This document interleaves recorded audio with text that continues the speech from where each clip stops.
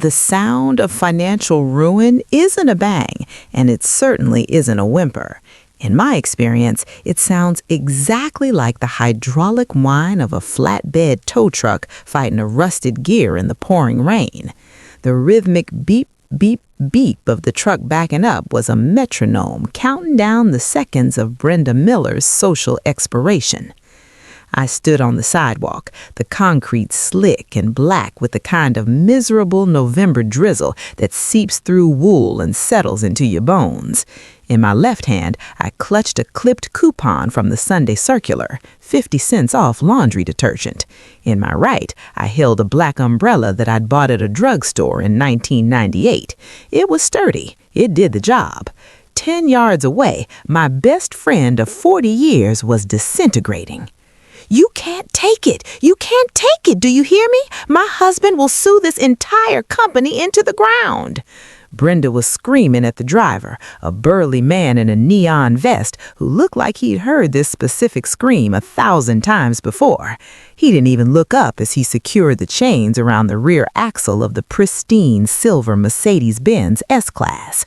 It was a beautiful machine, engineered for status and designed for envy. Currently, it was effectively a 3-ton paperweight attached to a heavy-duty winch. Brenda looked wild. She was wearing a silk kimono that I knew cost $600 because she'd sent me a picture of the price tag when she bought it. Now the hem was dragging in a puddle of motor oil and rainwater. Her mascara, usually applied with surgical precision, was running in jagged black rivers down her cheeks. "Eleanor!" she shrieked, spotting me. She scrambled over the wet grass, her bare feet slipping in the mud. "Eleanor, tell him it's a mistake. It's just a banking error. You know numbers. Tell him." I looked at the car. The winch tightened. The Mercedes groaned as its tires left the sanctity of the driveway. I looked at Brenda and saw the panic in her eyes. Not the panic of losing a car, but the panic of a magician whose curtain is just falling down, revealing the wires and the mirrors. "It's not a mistake, Brenda," I said, my voice calm, almost flat against the drumming of the rain. "The repo order doesn't come from a missed payment. They send letters first, then calls, then warnings. This isn't an error. This is the end of the equation." She stared at me, her mouth agape, shivering violently. As the truck engine roared and the silver status symbol was hoisted into the gray sky, I didn't feel pity. I didn't feel malice. I felt the cold, hard satisfaction of a ledger finally balancing out. The slide didn't start in the rain. It started 6 months earlier in the golden ambient lighting of L'Orangerie, the most expensive bistro in the county. The air there always smelled of truffle oil and old money, or at least money that wanted to appear old. Brenda sat across from me, a vision in coral. She was wearing a new seasonal piece from a designer whose name I couldn't pronounce and didn't care to learn. Her wrists were stacked with gold bangles that clattered every time she moved her hand, a constant metallic announcement of her presence. "You have to try the Wagyu tartare, Elle," Brenda insisted, waving the heavy leather-bound menu like a fan. "It melts. It literally melts on your tongue." I adjusted my reading glasses and scanned the right side of the menu. "I think I'll just have the house salad and water, thanks." Brenda let out a sigh that was loud enough to turn heads at the adjacent table. It was a performative sigh, meant to signal to the room that she was a benevolent queen dealing with a difficult peasant. "Water?" she asked, her voice pitching up. "Eleanor, we are celebrating." "Celebrating what?" I asked, genuinely curious. "Life! Tuesday! The fact that we aren't dead!" She laughed, throwing her head back. Her teeth were veneer white, blinding under the chandelier. "God, you are tragic sometimes. Waiter, 2 mimosas, the bottomless kind, and bring the tartare. She'll eat it if I order it." I folded my hands on the tablecloth. I was a forensic accountant for 30 years. I spent 3 decades inside the intestines of corporate fraud. I looked at spreadsheets until my eyes burned, hunting for the ghost in the machine, the shifted decimal, the phantom vendor, the CEO's vacation disguised as a business trip. I learned that numbers are the only things in the universe that do not lie. People lie. They lie to their spouses, their gods, and mostly to themselves. But the math always tells the truth. Sitting there, watching Brenda swirl her champagne, I was running the numbers. "Brenda," I said softly, "I saw your husband's car in the shop last week. The transmission again?" She waved a dismissive hand, the bracelets clanging like wind chimes in a gale. "Oh, that old thing. Greg is sentimental. I told him to just lease the Porsche, but he insists on keeping the Rover. It's quaint, really." "Leases are expensive right now. Interest rates are up to 7%. Brenda rolled her eyes. She reached across the table and patted my hand. Her skin was soft, moisturized with creams that cost more than my weekly grocery budget. "Oh, honey," she cooed. The condescension dripped from her lips like the honey glaze on the duck breast she would inevitably order and only eat 3 bites of. "You and your percentages, you and your little coupons. Do you know what your problem is? I have a feeling you're going to tell me." "You live in the future," she declared, pointing a manicured finger at me. "You're always hoarding nuts for a winter that's never gonna come. Look at you. You've been wearing that same blazer since the Bush administration. You have money, Eleanor. I know you do. Why do you refuse to let anyone see it?" "I don't need them to see it. I need to know it's there." "Boring," she sang out, "tragically boring. Live a little, Elle. You can't take it with you. When you die, do you want your tombstone to say she saved 15% on car insurance?" She laughed at her own joke. I forced a small, tight smile, but as she laughed, I engaged the skill that had made me the terror of every embezzling CFO in the tri-state. I turned on the forensic eye. I really looked at the woman sitting across from me. To the casual observer, Brenda was the picture of suburban success. Glowing skin, designer clothes, a smile that said she slept 8 hours a night on Egyptian cotton. But I saw the liabilities.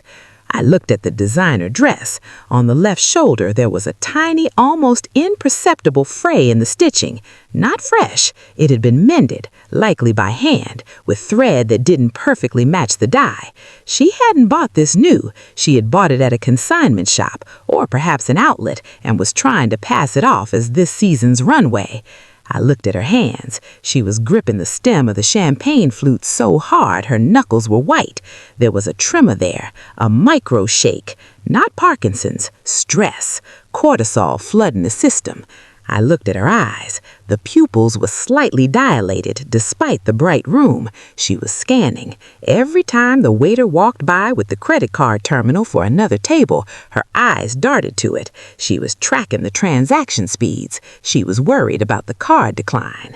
"So," Brenda said, interrupting my scan, "the summer solstice party. You're coming. I won't take no for an answer." "Brenda, I know I don't care what you like," she beamed, but the smile didn't reach her eyes. "I need you there. We're redoing the patio. Imported Italian slate. Greg is going to barbecue. The whole neighborhood is coming. The Jansens, the Parkers, even that new couple, the ones who bought the Colonial on Elm." "The Joneses?" I asked. "Exactly," she said, missing the irony completely. "The Joneses. We have to show them how we do things in this neighborhood, and I need you there to ground me." "To make you look better," I corrected internally. "Fine," I said out loud. "I'll come." The bill arrived. $240 for lunch on a Tuesday. Brenda snatched the leather folio before I could even reach for my purse. "My treat," she announced loudly, ensuring the table next to us heard. She pulled out a sleek black credit card. It wasn't an Amex Centurion. It was a generic travel rewards card from a mid-tier bank. I noticed the plastic was peeling slightly at the corner. She handed it to the waiter with a flourish. I watched the waiter walk away. I watched Brenda watch the waiter. She stopped breathing. For 45 seconds she held her breath, keeping the smile plastered on her face, but her chest was still. Beep! The machine at the station processed the chip. The waiter returned. "All set, Mrs. Miller." Brenda exhaled. It sounded like a tire losing air. "See?" She winked at me, the color returning to her cheeks. "Easy come, easy go." The summer solstice soiree was less of a neighborhood gathering and more of a desperate plea for validation manifested in physical form. Brenda's house was a sprawling McMansion built in the early 2000s, all full stucco and grand pillars that supported nothing but an inflated ego. As I walked up the driveway in my sensible loafers and navy slacks, I could smell the money burning. The air was thick with the scent of charcoal, expensive cologne, and freshly cut lilies. There must have been 300 lilies. At wholesale prices, that was easily $500 in flowers alone for a backyard barbecue. I walked through the house to get to the patio. The interior was immaculate, styled like a magazine spread. But the forensic accountant in me couldn't help but notice the silence of the space. It didn't feel lived in. There were no personal photos on the mantel, just generic art prints that matched the sofa cushions. It was a stage set. Out back, the party was in full swing. A jazz trio was playing in the corner near the pool. A bartender was shaking martinis. Brenda was in the center of it all, holding court. She was wearing a white sequin gown that was entirely inappropriate for a barbecue, but perfect for a woman trying to prove she was royalty. "Eleanor!" she shouted, waving me over. She was already drunk. I could tell by the way she swayed slightly in her heels, correcting her balance with practiced rigidity. She was standing with the Joneses, the new couple, Mark and Sarah. They looked young, sharp, and terrifyingly polished. Mark was wearing a watch that cost more than my first car. "Mark, Sarah, this is Eleanor," Brenda introduced me, draping a heavy arm around my shoulder. "Eleanor is my oldest friend." "Pleasure," Mark said, offering a hand that felt like cold marble. "Brenda tells us you're in finance?" "Retired, forensic accounting." "Oh, scary," Sarah laughed. "You catch the bad guys." "Something like that." "Eleanor is adorable," Brenda interjected, her voice slurring slightly. She tightened her grip on my shoulder. "She's the oldest pauper I know. Honestly, look at her." The circle of socialites turned their gaze at me. I felt like a specimen under a microscope. "Brenda," I warned, keeping my voice low. "No, really," Brenda continued, gesturing with her martini glass, splashing a little gin onto the new Italian slate.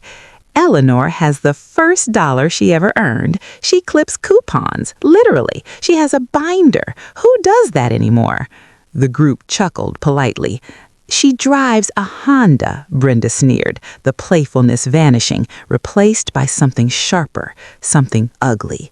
"A Honda, and she sits in her little house all alone, counting her pennies, eating cat food." "I don't have a cat, Brenda," I said stiffly. "It's a metaphor," she shouted, throwing her arms up. "God, you're so literal. The point is, Eleanor is afraid. She's afraid to live. She looks at me and she judges me because I enjoy the fruits of my labor." She turned to Mark and Sarah, her eyes wide and manic. "We just refinanced, you know, to do the patio. And why not? The market is booming. You have to leverage your assets, right, Mark? You can't just sit on cash. Cash is trash. That's what they say." "Well, actually," Mark started, looking uncomfortable. "Eleanor thinks I'm irresponsible," Brenda plowed on, her voice rising over the jazz band. "I'm showy, but look around. Is this showy or is this success?" She spun around, arms wide, encompassing the rented bartender, the wilting lilies, the pool that needed resurfacing. "This is the American dream. And you," she pointed a finger right in my face, "you are just a bitter, lonely old woman who is going to die on a pile of unspent money." The silence that followed was excruciating. Even the jazz band seemed to lower their volume. I looked at Brenda. I didn't see a friend. I saw a balance sheet that was hemorrhaging red ink. I saw a woman drowning and trying to climb on top of me to keep her head above water. "Enjoy your party, Brenda," I said. My voice was calm. I didn't give her the satisfaction of anger. I turned and walked away. "Oh, don't be like that. Have a drink. Live a little." I walked back through the house, needing to escape the noise. I headed toward the front door, but a need for water drove me to the kitchen. The room was empty save for the caterers hauling trays out back. I went to the sink to fill a glass of tap water. On the granite island, usually kept perfectly clear for appearances, there was a pile of mail. Brenda must have grabbed it from the mailbox in a rush before the guests arrived and tossed it there, intending to hide it later. I shouldn't have looked, but habits are hard to break. The envelope on top was from the mortgage lender. It wasn't a standard statement. The text was red. Final notice of default, acceleration warning. Below that was a letter from the utility company, disconnection notice, and below that, a letter from a credit card company I knew she had claimed to close years ago, collection agency referral. I stared at the pile. It wasn't just bad, it was terminal. She wasn't refinancing to build a patio. She was taking out predatory loans to pay off other loans. She was robbing Peter to pay Paul, but Peter was dead, and Paul was holding a baseball bat. "What are you doing?" I spun around. Brenda was standing in the doorway to the kitchen. She wasn't smiling anymore. The drunk, sloppy demeanor was gone, replaced by a cold, terrified sobriety. She rushed forward and snatched the mail from the counter, shoving it into a drawer. "That's private," she hissed. "Brenda," I said, my voice barely a whisper. "Acceleration warning? That means they're calling the whole note. How many months are you behind?" "It's none of your business," she snapped, her hand shaking so hard the bracelet sounded like a rattlesnake. "You're insolvent," I stated. It wasn't a question, it was a diagnosis. "I am having a cash flow issue," she screamed, her face twisting. "It's temporary. Greg has a bonus coming. The market is going to turn. I just need a bridge." "Brenda, you're drowning. You need to stop spending. You need to sell the car. You need to sell the house before they take it." "Get out," she whispered. "I can help you. I can look at the books. We can map out a bankruptcy plan that saves your retirement accounts if you act now." "Get out," she shrieked, grabbing a crystal vase from the counter, hurling it at the floor. It shattered into 1,000 glittering diamonds near my sensible loafers. I looked at the shattered glass, then I looked at her. "No, Brenda," I said softly. "I don't want you to fail, but the math doesn't care what we want." I walked out the front door, leaving her standing in the kitchen, surrounded by the wreckage of her own making, while the jazz band played a cheerful tune in the backyard for guests she couldn't afford to feed. I walked to my Honda. It started on the first try. As I drove away, I saw the neighbors, the Joneses, leaving early. Mark was shaking his head. They knew. People like that always smell the rot before the structure collapses. I drove home in silence, but I knew this wasn't over. The crash had started. The repo man was just stuck in traffic, but he was coming. And as I would soon find out, the financial ruin was the least of Brenda's secrets. The numbers were bad, but the lies were criminal. The weeks following the summer solstice party did not bring the relief of autumn. They brought the squeeze. In the world of finance, we call it a correction. In the suburbs, they called it a nightmare. The inflation numbers came out on a Tuesday morning, 8.2%. To the average person, it was just a number on the news ticker. To me, it was the sound of a closing door. The Federal Reserve responded with the cold, mechanical ruthlessness I had always admired, hiking interest rates by 75 basis points, then again and again. The era of free money was over. The tide was going out, and as Warren Buffett famously said, we were about to see who had been swimming naked. I watched the neighborhood change from my front window. It was subtle at first. The landscaping trucks came less frequently. The for sale signs started popping up like mushrooms after a rainstorm, planting themselves on the manicured lawns of the overly leveraged. But these weren't the hopeful signs of a booming market. They were flags of surrender. Houses sat, prices were slashed, the open house balloons withered and drooped, untouched. For me, this shift meant little. I adjusted my grocery budget to account for the price of eggs. I moved some bonds into short-term treasuries to capture the yield. I slept soundly. But for Brenda, the shift was a physical ailment. I saw her occasionally at the mailbox. She looked thinner. The glow was gone, replaced by a gray, clay-like pallor that even her expensive bronzer couldn't hide. She stopped waving. She stopped walking with her head high. She scurried, clutching her letters as if they were radioactive material. I knew she was in trouble, but the forensic accountant in me needed to know the extent of the trouble. I didn't want to gossip. I wanted to audit. It was a rainy Tuesday in October when I finally decided to look. I brewed a pot of strong black tea, sat at my heavy oak desk, and logged into the county clerk's public records portal. It's amazing what people think is private. They shred their credit card offers, they lock their phones, but they forget that land records are the oldest form of public trust. If you own dirt, the world has a right to know who paid for it. I typed in Miller Brenda and Miller Gregory. The search wheel spun for a moment, then populated the list. I stared at the screen, my tea going cold in my hand.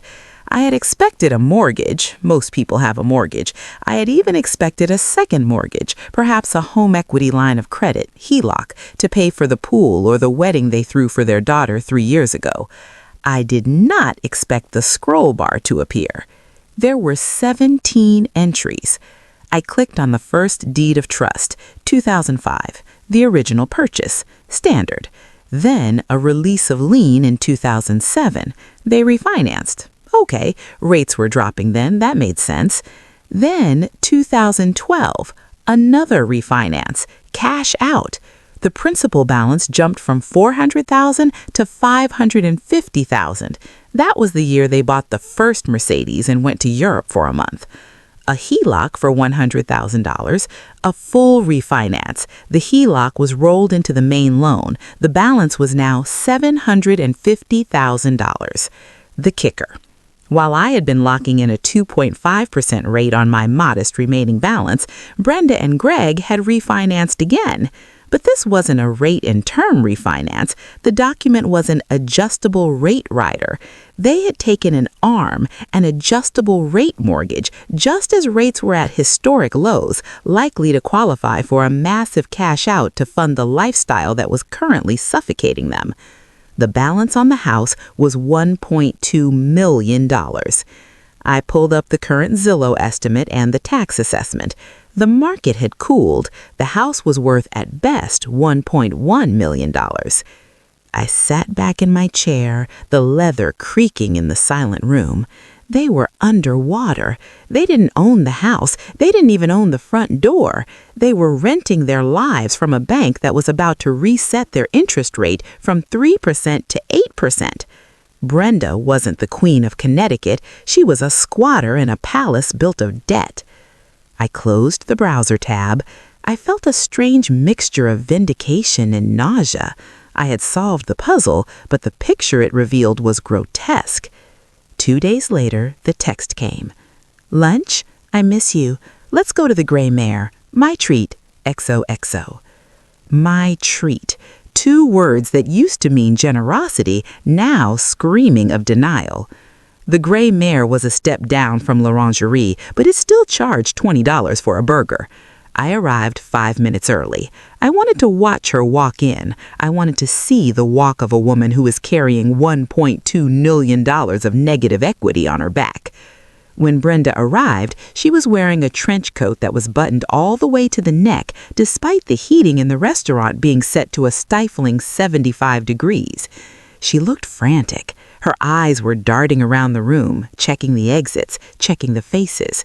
When she saw me, she plastered on a smile that looked like it caused her physical pain. "Oh, you look fabulous," she gushed, leaning in for a hug. She smelled of gin and spearmint gum. It was 12:30 in the afternoon. "Hello, Brenda," I said, slipping into the booth. She ordered a bottle of wine immediately. "The Pinot," she told the waiter, "the reserve." Brenda, I said, I'm driving. I'll drink it then, she laughed, a brittle cracking sound. I need the antioxidants. We made small talk for 20 minutes. She talked about the weather, about Greg's golf game, which I knew he hadn't played in months because his club membership was likely in arrears, and about her daughter's job in the city. It was a filibuster. She was filling the air with noise to prevent the silence from asking questions. Finally, the food arrived. She pushed her salad around with a fork. So, she started, her voice dropping an octave. She leaned across the table. I have something exciting to tell you, but you have to promise to keep it a secret. Greg doesn't even know yet because I want to surprise him. I'm listening, I said. I have an opportunity, she whispered, a once-in-a-lifetime thing. You know my friend Curious George, the developer? I know of him. He's breaking ground on a luxury condo complex in Austin, pre-construction buy-ins. The returns are guaranteed, Eleanor, guaranteed 15% in 6 months. My internal alarm bells began to ring so loudly I was surprised the other diners didn't cover their ears. Guaranteed is a word that does not exist in finance. If someone says guaranteed, they are lying or they are the victim of a lie. That sounds ambitious, I said carefully. It is, she took a large gulp of wine. But here's the thing, the buy-in window closes on Friday. My liquidity is all tied up in the market right now. You know how it is. I don't want to realize the losses while the Dow is down. Brenda, I said, stopping her. I knew where this road went. She just needs a bridge, she said, the speed of her speech accelerating. Just a short-term bridge. $50,000, I'll pay you back in 6 months with 10% interest. That's better than you're getting in your bonds, Elle. I'm doing you a favor, really. She smiled. It was a terrifying rictus of hope and deceit. I looked at her hands. They were trembling. She wasn't looking at me. She was looking at my mouth, waiting for the word yes. No, I said. The smile faltered. What? No, Brenda, I cannot lend you $50,000. Lend? She laughed nervously. It's an investment. I'm letting you in on the ground floor. It's not an investment, I said, keeping my voice low and steady.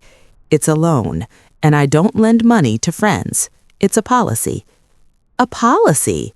Her voice rose. We've been friends for 40 years. I was the maid of honor at your wedding. I held your hand when your mother died. And you're talking to me about policy? Brenda, look at me. I took off my glasses. I know. She froze. You know what? I know about the house, I said. I know about the refinances. I know about the HELOCs. I know that you don't have any equity left to leverage. That's why you're asking me. The bank said no, didn't they? The color drained from her face so fast I thought she might faint. For a moment she looked like a small, frightened child, but then the shame ignited into something hotter. Rage. You checked up on me? She hissed. You spied on me? I checked public records because I was worried about you. Worried? You're not worried, you're jealous. She slammed her wine glass down, splashing red liquid onto the white tablecloth. It looked like a gunshot wound. You've always been jealous, sitting in your dark little house, clipping your coupons, wearing your polyester pants. You judge me? You judge me for living? I'm not judging you, Brenda. I'm trying to stop you from drowning. I am not drowning, she screamed. Heads turned. The manager took a step toward our table. I am having a liquidity crunch. That is all. I have millions in assets. Millions. My parents left me. Stop it, I said sharply. Just stop. You hoarder, she spat, tears welling in her eyes, mixed with mascara and venom.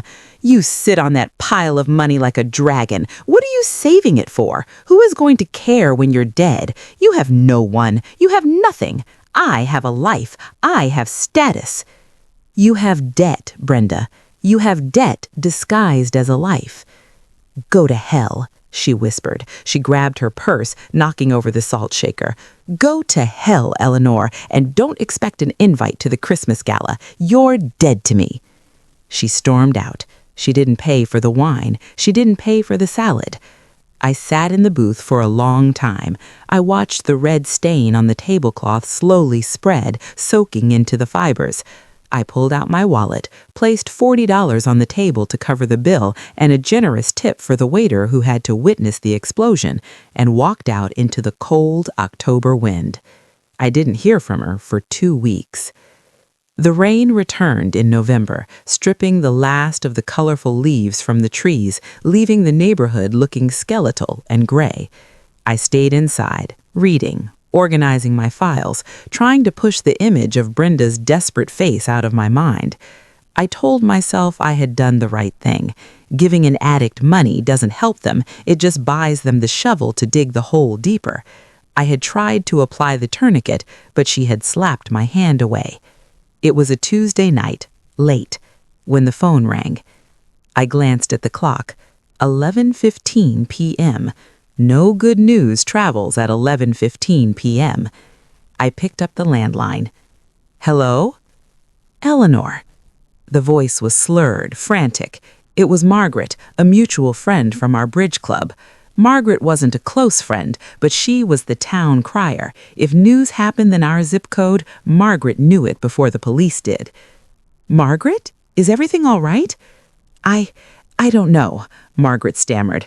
I could hear rain in the background and the sound of windshield wipers. She was driving. "I just left Brenda's house. I went over to check on her because she posted something weird on Facebook, something dark." "Is she okay?" I sat up straighter, my heart hammering a warning rhythm against my ribs. She's drunk, Eleanor. Really drunk. Greg is gone. He left yesterday, took the Rover and left." "Oh, God." "But that's not it," Margaret said, her voice dropping to a whisper, as if Brenda could hear her through the rain. "She was rambling. She was throwing things into the fireplace, papers, albums." "Margaret, what did she say?" "She was screaming about her father. You know, the inheritance, the trust fund she always talked about, the reason she could afford the cars and the trips." "Yes, the family money." "Eleanor." Margaret paused, and I heard the intake of breath.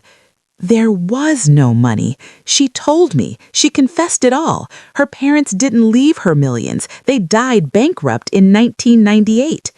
She's been lying for 25 years. I gripped the phone cord. The final variable fell into place. The equation resolved, and the result was catastrophic. She's been funding the inheritance with debt for 25 years. She's broke, Eleanor. She's not just broke. She said something about the bank coming tomorrow. She said she's not going to let them take it. Where is she now? She's sitting on the front steps, waiting. Waiting for what? She said she's waiting for the end of the world. The line went dead. I stared at the receiver in my hand. Outside, the wind howled, rattling the window panes. The repo man wasn't just coming for the car. The reality was coming for the soul, and Brenda had nowhere left to hide. The phone receiver felt heavy in my hand, a black plastic anchor dragging me down into the depths of Brenda's deception. Margaret's words echoed in the silent kitchen. There was no money. She's been lying for 25 years. I hung up, but the silence that followed was deafening. Outside, the November gale was stripping the last of the dead leaves from the oaks, but the real storm was raging inside the colonial house down the street. I couldn't sleep that night. I sat in my wing-back chair, the one Brenda had often mocked as grandma chic, and stared into the dark. I replayed 40 years of friendship. I replayed the dinners, the vacations, the shopping sprees. I realized then that I hadn't been watching a life. I had been watching a performance art piece funded by a Ponzi scheme of one. The inheritance. It was the perfect cover.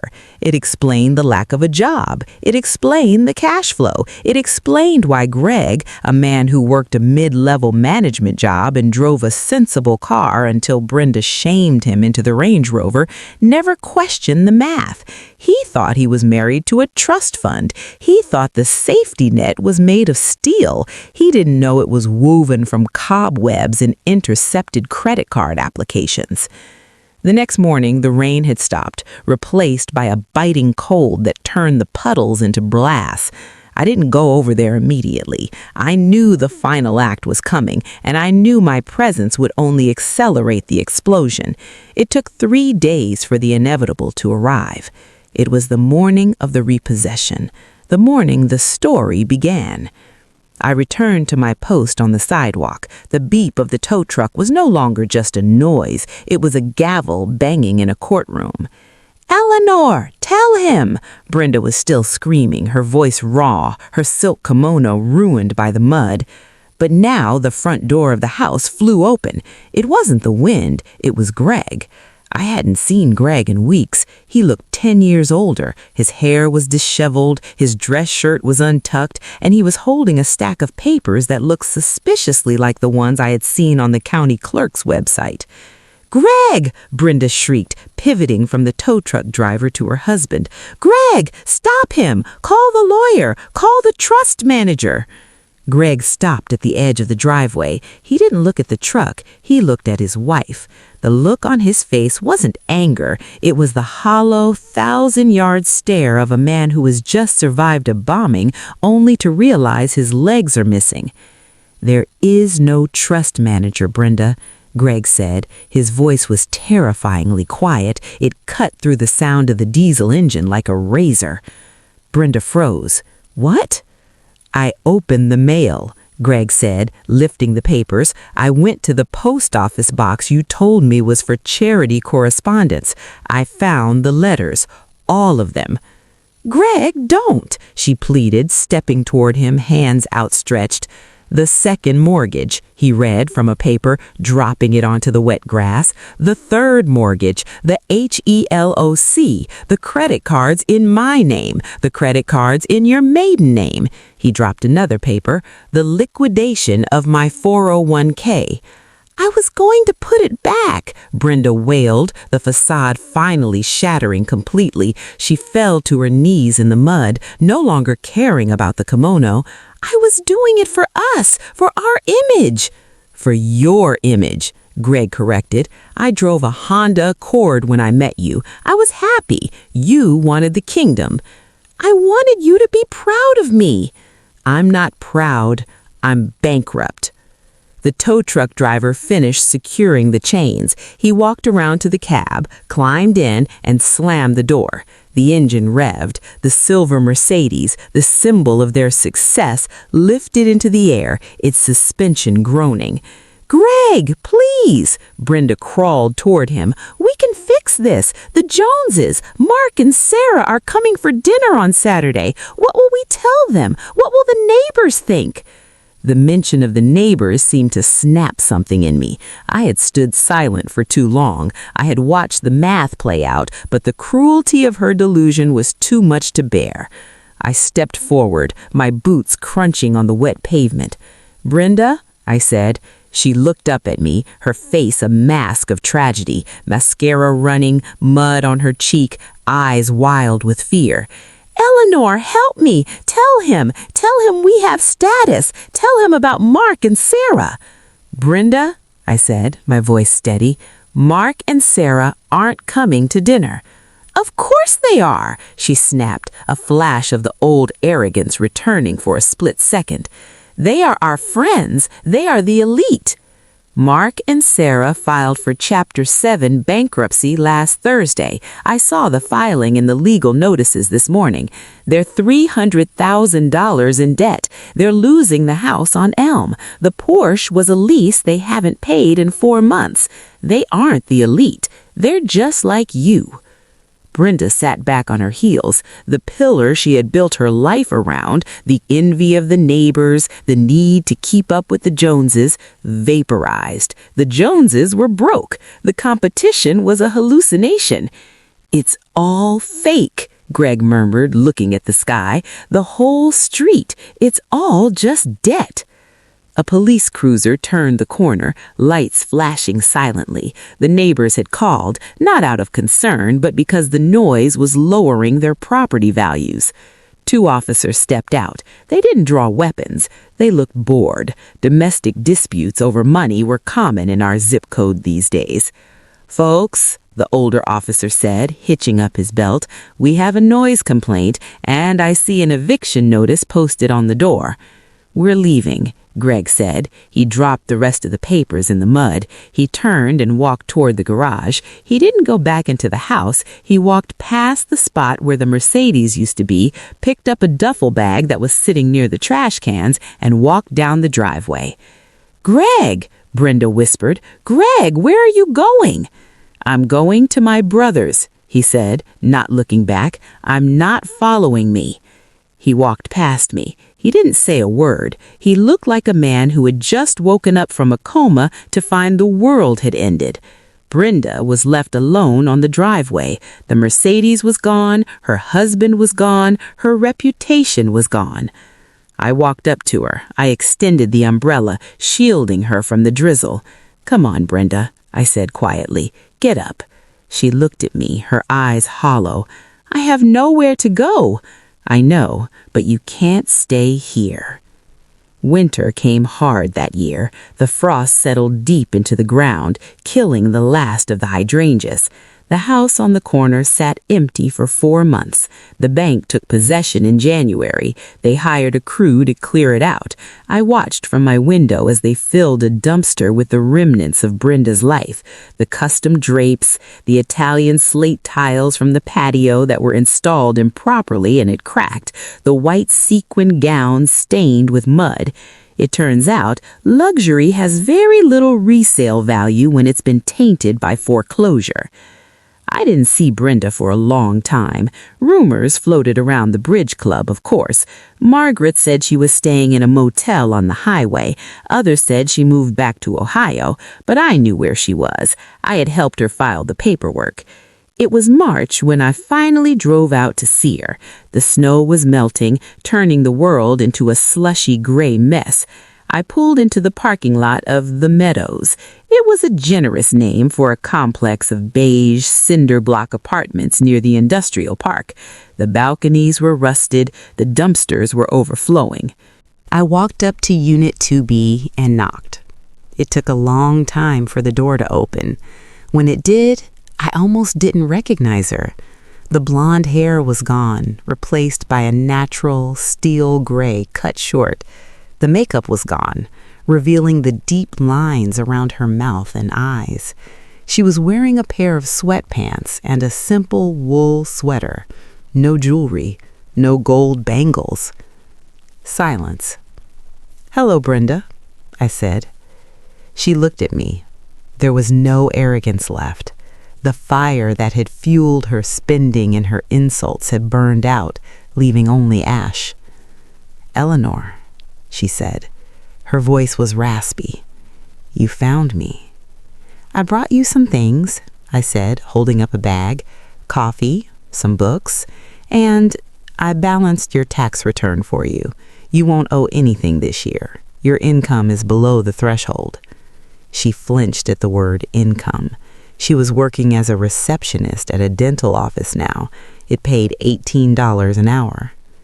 "Come in." She stepped aside. The apartment was small, 1 room, a kitchenette, a bathroom, but it was clean. There was a small table with 2 chairs, a single lamp. We sat, and I made coffee. "It's quiet here," Brenda said, looking out the window at the brick wall of the adjacent building. "Quiet is good," I said. "I hated the quiet," she confessed, wrapping her hands around the warm mug.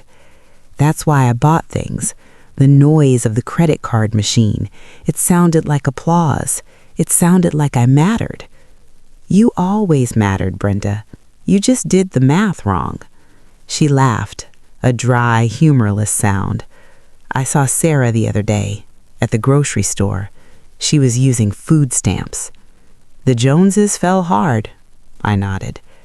We were all just dancing on a volcano, she whispered. She looked at me, really looked at me for the first time in years. You tried to warn me, that day at lunch. You tried to give me a life preserver, and I threw it back at you. Water under the bridge. No, she shook her head. It's not. You were right, Eleanor. You were right about everything. The Honda, the coupons, the boring life. She gestured around the tiny room.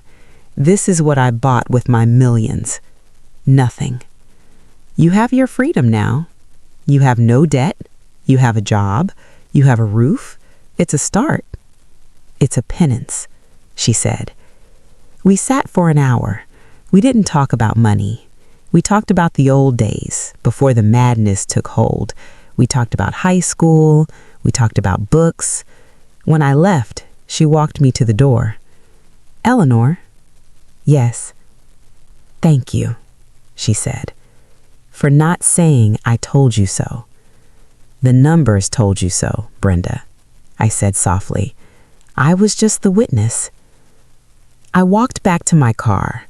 The sun was starting to break through the gray clouds, casting a weak, pale light over the cracked asphalt of the parking lot. I sat in the driver's seat of my Honda and turned the key. The engine hummed to life instantly. Steady, reliable, unpretentious. I put the car in gear and drove away from the meadows, back toward my paid-off house with the boring furniture and the growing investment portfolio. People like Brenda think that wealth is loud. They think it's the roar of a sports car, the pop of a champagne cork, the clatter of gold bracelets. They think wealth is something you wear, something you drive, something you show the world to prove you exist. But they are wrong. Wealth is silence. Wealth is the silence of the night when you don't have to worry about the repo man. It's the silence of a phone that doesn't ring with debt collectors. It's the quiet confidence of walking into a room and knowing you can buy everything in it, but choosing to buy nothing because you don't need things to make you whole. Brenda wanted to look rich. She spent her life buying an audience, but the audience was broke too, and the tickets were purchased on credit. I wanted to be free. I chose the boring path, the invisible path, and while Brenda was chasing the Joneses off a cliff, I was building a fortress of solitude. Frugality isn't about suffering. It's about understanding the true cost of things. The price of that Mercedes wasn't $90,000. The price was her marriage. The price was her dignity. The price was 40 years of peace.